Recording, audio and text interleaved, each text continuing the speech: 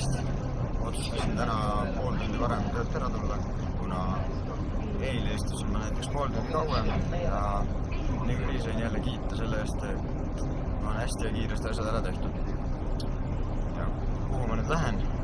Lähen vaatan ära selle kiidetud The Pointi, mis asub Sleemas. Eelistus põhimõtteliselt tund aega bussiga sõitu.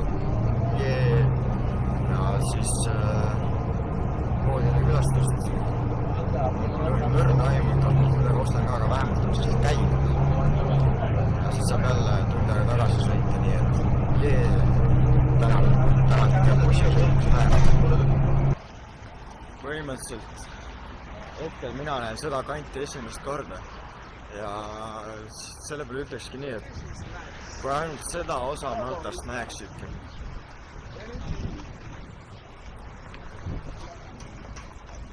No kurat, siis Malta tunduks ikka ropult ilus koht. Et see on nagu reaalselt turistikaks üles ehitatud. Siin on kõik nagu megalt maedaks tehtud. Tead ikka noh, sildade viljaks pannakse neid tavalohke noh. Siin on ka suht üks.